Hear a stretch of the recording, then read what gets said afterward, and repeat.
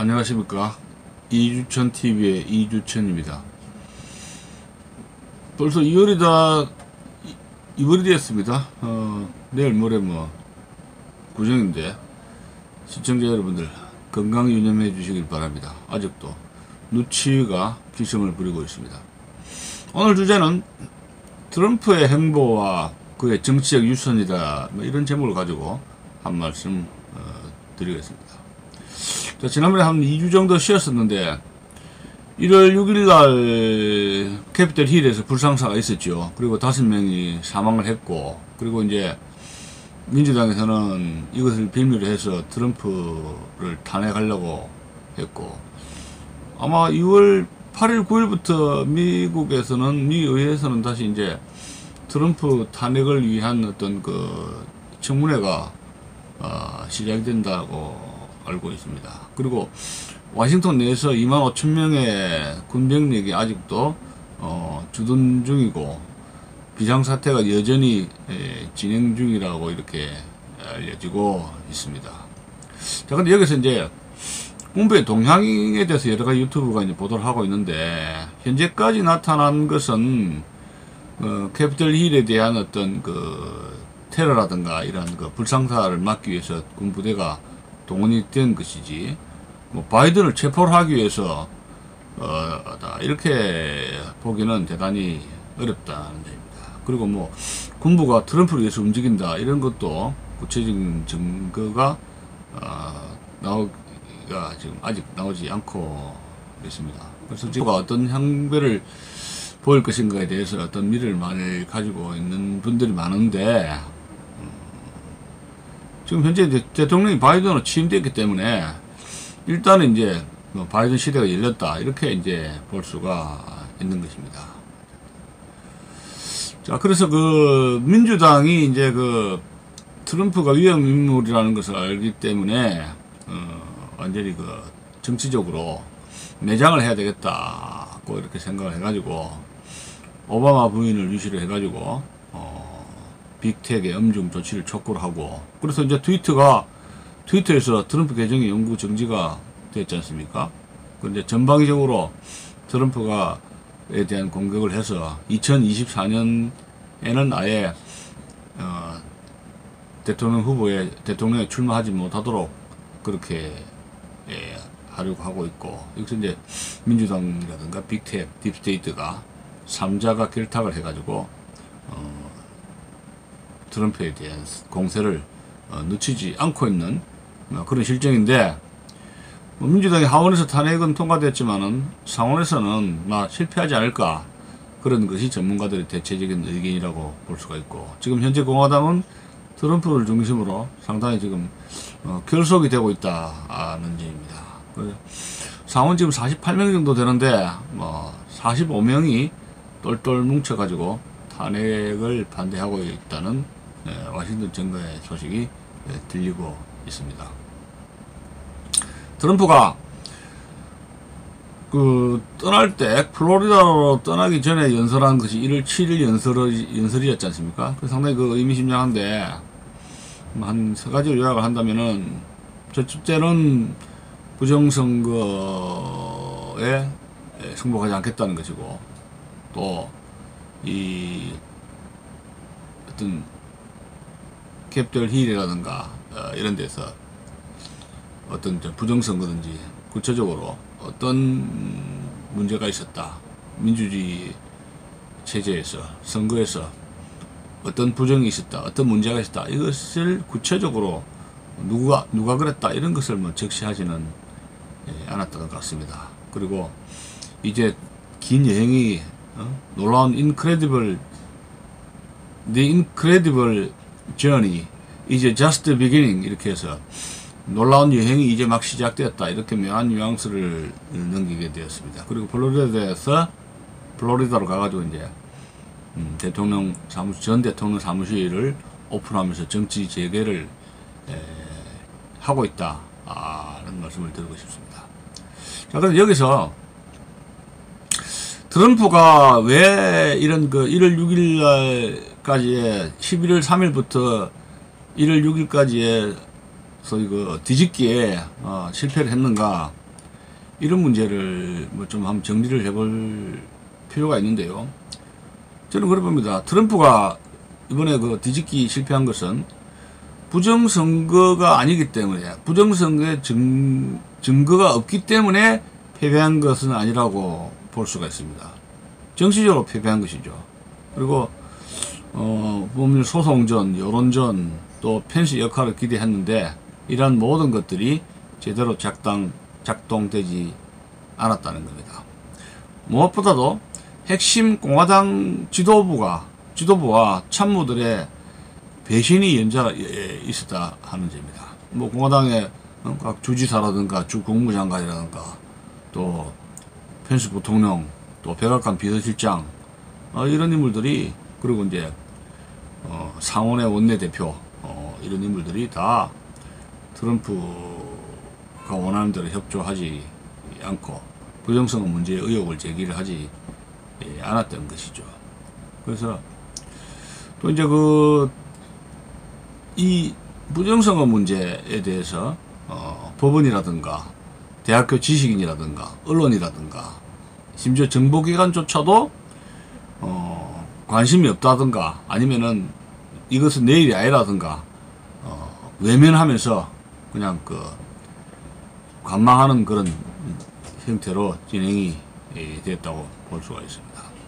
말하자면 민주당과 공화당의 이런 트럼프 바이든 대결에서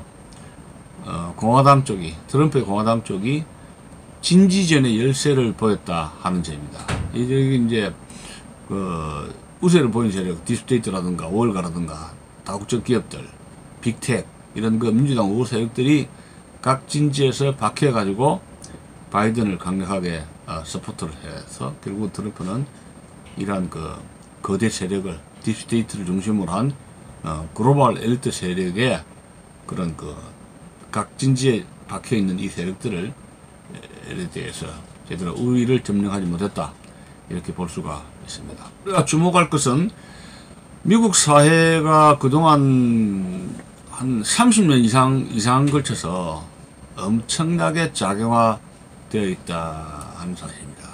우리나라도 주사파 운동권 출신들이 1980년대부터 해가지고 거의 30년 이상 동안에 쭉 진행돼서 대한민국이 작용화됐지 않습니까? 뭐 87 체제다 어쩌고 하는데 지금 현재 문재인 정권도 주사파 정권인데 30년 동안에 쭉 이렇게 대한민국이 작용화되면서 이 주사파 문재인한테 괴물 정권이 등장이 했는데, 미국도 마찬가지죠. 30년 이상 학계, 언론, 방송, 시민단체가 에서 작용화가 되는데 많은 국민들은 가랑비에 옷이 젖는 줄을 전혀 몰랐던 것이죠.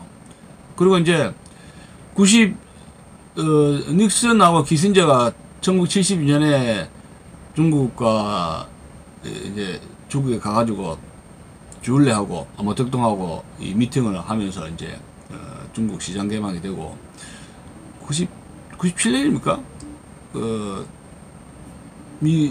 미중 간의 국교 정상화가 됐죠. 그러면서 이제 중국 공산당이 주도한 중국의 이제 시장이 이제 열렸는데, 뭐 돈벌이 열정한 거 아닙니까? 중국 공산당하고 시장으로 연계되면서 돈벌이 열정했던 것이고, 또 국민들은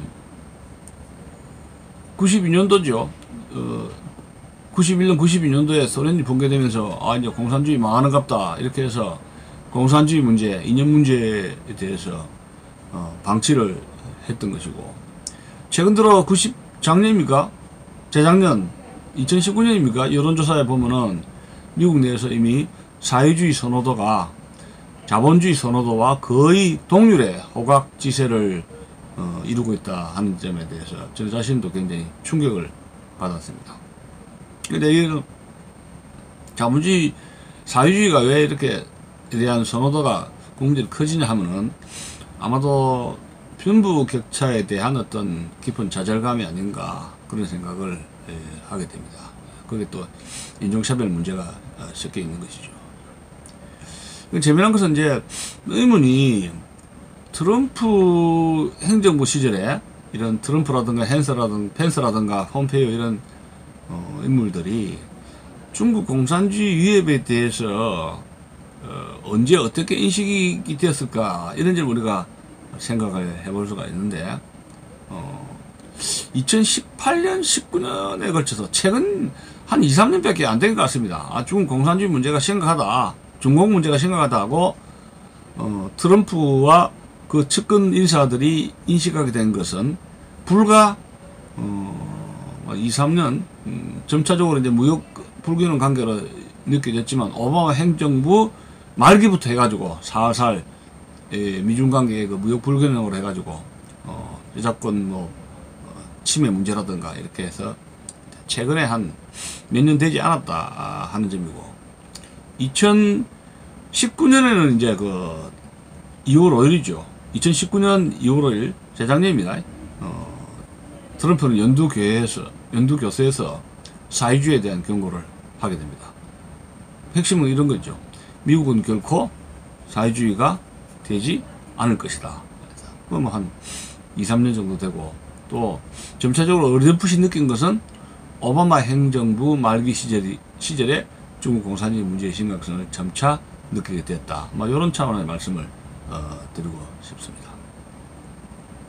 자, 그런데 이번 그 트럼프가 패배한 것은 어떻게 보면은 역부족이라고도 볼 수 있죠. 트럼프 개인 대 딥스테이트, 워싱턴의 딥스테이트와의 대결이지 않습니까? 그러면 이게 트럼프의 개인기 대 딥스테이트 조직과의 싸움이거든요. 개인기와 조직력과의 싸움에서 조직력을 앞세운 딥스테이트가 승리를 했다.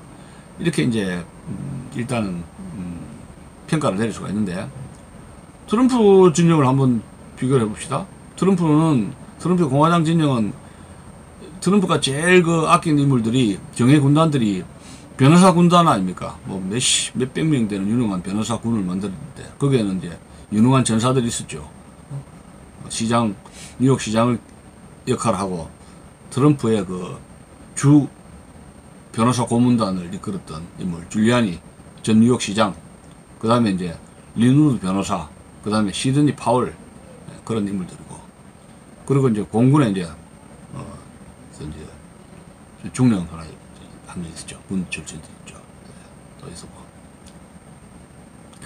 또 이제 백인 지지자들, 이제 성조기를 들은 국민들이 이제 트럼프의 미국 우선 정책에 호감을 나타내면서 이제 그 지지를 하게 됐던 거죠. 또 이제 군부로는 뭐 우주군이라든가 해병대 이렇게 일반적으로 트럼프를 지지하는 세력들은 아메리칸 화이트, 미국 백인종이라고 볼 수가 있습니다. 그렇죠. 러스트 벨트를 해가지고 중서부 지역으로 해가지고 많이 이제 직장을 잃어버렸던 인물들입니다. 평범한 people, 백인들, 또 기독교인들이라고 볼 수가 있고, 또 유능한 우익 성향의 변호사 군단들이었다. 이렇게 볼 수가 있습니다. 근데 여기서 바이든 진영은 막강합니다. 벌써 딥스테이트라는 것이 여기에 뭐 월가 있지 않습니까? 월가 증권을 나가고 금융자본가들이고, 또 빅테크, 구글, 페이스북, 마이크로소프트 이런 조직이 있었고, 또 유대인들이 가세하죠. 유대인들이 언론이 있지 않습니까? 뉴욕 타임즈라든가 워싱턴 포스트에서 등에서 활약하는 방송 언론계가 있었고, 또 CNN도 있죠. 그다음 뭐 폭스 뉴스 같은 것도 있지 않습니까? 그다음에 이제 또 바이든을 지지했던 것이 외세, 중공을 유시한 뭐 베네수엘라든가 다른 여러 나라들, 그 외세가 적극적으로 바이든을 지지를 했던 것입니다. 게임이 역부족, 상대가 안 되었다, 이렇게 볼 수가 있습니다. 자, 그러면 향후에 어떻게 전개될 것인가, 이런 걸 우리가 생각해 볼 수가 있는데, 특히 이제 1월 7일 트럼프의 연설에서 끝 마무리에 Our incredible journey is just beginning 해서, 이게 이제 무슨 뜻이냐 해서 이제 어떤 사람들은 군대가 비상사태니까 바이든이 체포될 것이다, 뭐 힐러리도 체포되고 있다, 빅테크라든가 이런 물들 오바마까지 체포될 것이다, 이렇게 했는데, 그렇게 보기는 어렵고요. 희망해로워. 이러한 것은 결국은 이제 정치를 재개하겠다, 정치를 계속하겠다 이런 뜻이라고 볼 수가 있습니다. 공화당의 영향력을 강화시키고 이제 신당은 포기한 것 같고, 그러니까 혁명을 하겠다는 게 아니라 political revolution, 이게 이쪽이 아니고 어떤 리볼루션이 아니고 액션이죠. 액션. 리스타트, 리액션, 리스타트. 다시 차에 시동을 걸어가지고 다시 정치를 재개하겠다. 공화당의 영향력을 발휘하겠다. 예? 국민들에게 부정선거의 문제점을 알리겠다. 국민 각성 운동을 하겠다. 이런 차원으로 우리가 봐야 되지 않는가, 그런 생각을 하게 되고, 또 이제 그 트럼프가 주특기로 생각하는 그 소송전이죠. 소송전을 계속 하겠다는 거죠. 연방대법원, 주 법원들 굉장히 귀찮게 만들겠다는 겁니다. 여기서 이제 아직도 시드니 파웰이라든가 트럼프 법률팀, 리누드 변호사, 마이크 켈리 하요 의원 등이 지금 법원에 지금 이미 선거 문제에 대해서 소송을 지금 건 상태이지 않습니까? 계속 소송을 계속 하겠다는 거예요. 그러면 이것은 결국은 이제 그 트럼프 대 딥스테이트 간에 금방 끝나는 게 아니라 또 군인들이 칼을 대가지고 바이든 체포하거나 딥스테이트를 체포한다는 이런 군의 모습 구테타라든가 이제 싹쓸이 해가지고 청소한다 이런 게 아니고 이제 장기전 양상으로 뛴다고 이렇게 봐야 될 것입니다. 그렇다면 미국의 혼란 상태는 상당히 장기화될 것으로 이렇게 볼 수가 있는 것입니다. 당분간은 바이든의 백악관 불이 꺼졌는데 어떻게 된다, 이 백악관이 무슨 일이 있는다 해가지고 유튜브에서 굉장히 궁금해하는 사람들이 많은데, 현재 바이든 행정부를 뒤집기는 제가 보기에는 굉장히 어렵다, 그런 생각을 하게 됩니다. 좌우간, 그런데 이제 바이든이 부정선거 의혹을 가지고 백악관에 들어갔으니까 지도력에서는 심대한 타격이 있는 것은 많은 사실이죠. 그렇지만 문재인 정권이 굴러가듯이 바이든 정권도 이러쿵저러쿵 어거지로 해가지고 삐그덕삐그덕거리겠지만은 일단은 굴러가는 게 아닌가, 굴러가야 된다, 굴러가는 식으로 봐야 되지 않을까, 그런 생각을 하게 됩니다. 그럼 우리가 결론적으로 트럼프의 정책 유산과 과제를 한번 생각을 해보게 되면은,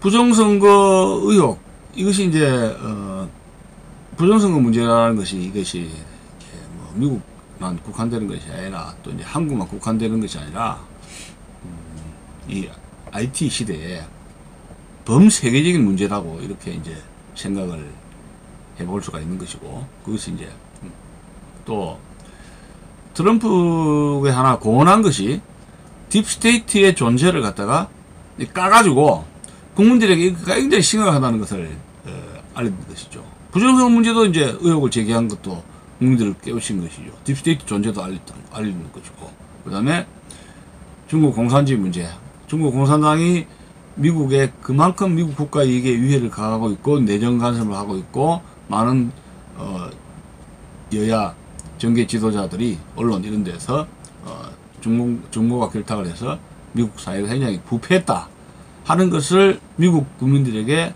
알렸다는 점에서 어떤 면에서는 재선에는 실패했지만 어떤 식으로든지 기여를 했다 하는 점입니다. 그리고 이제 한미 관계에 대해서도 이 우익들이, 한미 양국의 우익들이 서로가 이제 귀중한 존재임을 재확인했던 것이고, 부정선거를 파헤친다는 점에서 한국과 미국은 공동으로 이 정보를 공유해가지고 대책을 논의를 해야 되겠다 하는 점이 큰 성과라고 할 수가 있습니다. 그리고 이번 미국이 이런 부정선거 문제로 해가지고 리더십이 기울어진다는 것은 결국 이제 자유민주주의 체제 때 소위 공산주의 사회주의 세력과의 투쟁이라고 이렇게 볼 수가 있습니다. 이번 미국 대선에서 나타난 것은. 그래서 국제적 연대가 필요한 그런 입장에, 이러한 위치에 서 있다 하는 점입니다. 자, 그렇다면은 향후 이제 미국 트럼프가 주장한 미국 우선주의 정책이 이제 타격을 받았는데, 그렇다면은 바이든 행정부가 트럼프의 정치적 유산을 갖다가 모든 거를 다 뭉개버리려고 이렇게 하게 되는데, 그러면 과연 화가 난 민심을 갖다가 바이든이 제대로 추스릴 수가 있을 것인가? 중국 정책, 미국의 중국 정책은 어떻게 진행될 것인가? 이것이 이제 초미의 관심사로 떠오르게 됐다. 이런 말씀을 드리고 싶습니다.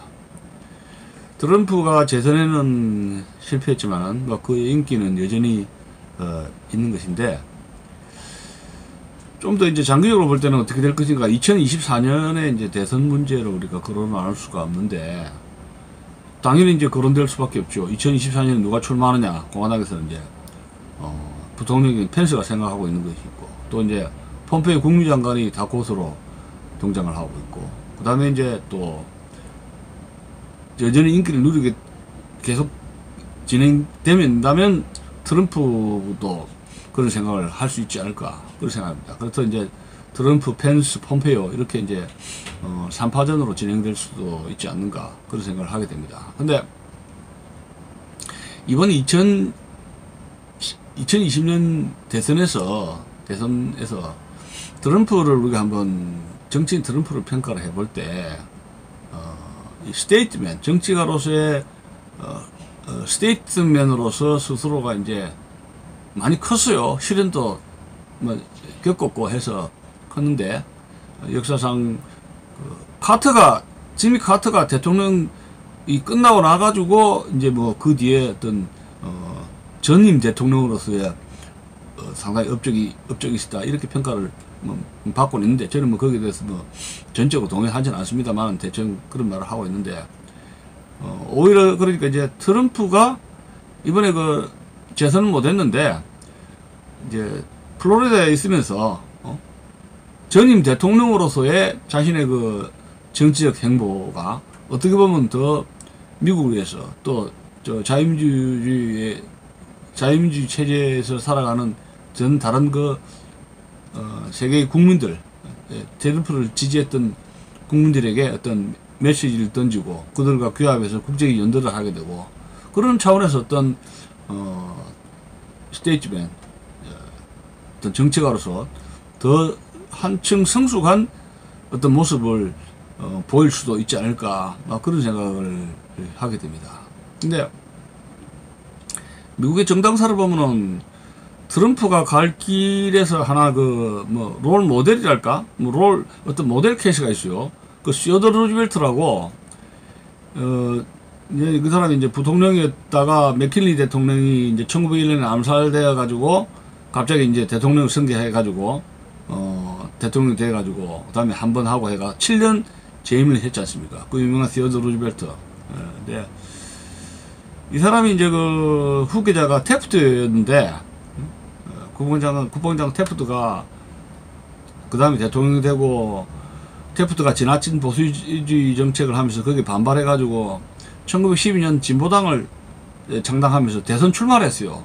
그렇게 해서 이제 루즈벨트, 태프트, 우드로 윌슨 이 사람이 3파전이 붙었는데, 결국 민주당의 3파전에서 이제 민주당 우드로 윌슨이 집권하는 계기가 됐던 것이 시어더 루즈벨트의 어떤 상당히 화려하고도 논란이 많은 정치적인 역경이었습니다. 그래서 대통령이 한 번 선출되고 나서 그 뒤에 다시 대통령에 도전했던 인물로 상당히 특이한 인물이 시어더 루즈벨트인데, 어떻게 보면 지금 나이가 상당히 많습니다만은 바이든이 지금 최고령 대통령 아닙니까? 70, 80입니까? 어쨌습니까? 근데, 트럼프도 2024년에 다시 대통령 출마를 생각한다면, 시어더 루즈벨트가 갔던 그런 길을 한번 모색을 하고 있지 않는가, 그런 생각을 하게 됩니다. 어쨌든 간에 그렇게 하는 것은 자기 개인적인, 것이기 때문에, 그에 누가 말릴 수는 없는 것입니다. 어쨌든 간에 트럼프가 전임 대통령으로서 어떤 활동을 보인다 하는 것은 처음에 관심사로 지금 등장을 하고 있는 것이고, 지금 현재 그 우리나라도 마찬가지지만은 미국도 인물이 부재한 것 같아요. 참 그 세상이 참 비슷한 점이 많은데 한국하고 미국하고 어떻게 그렇게 비슷한 점이 많습니까? 노장들이 지금 미국에서는 활개를 피우고 있고 트럼프만한 인물이 아직도 나타나지 않는 것 같습니다. 그의 정치적 행보를 좀 더 주목을 해야 될 것 같습니다. 오늘 이야기는 여기서 마치겠습니다. 감사합니다.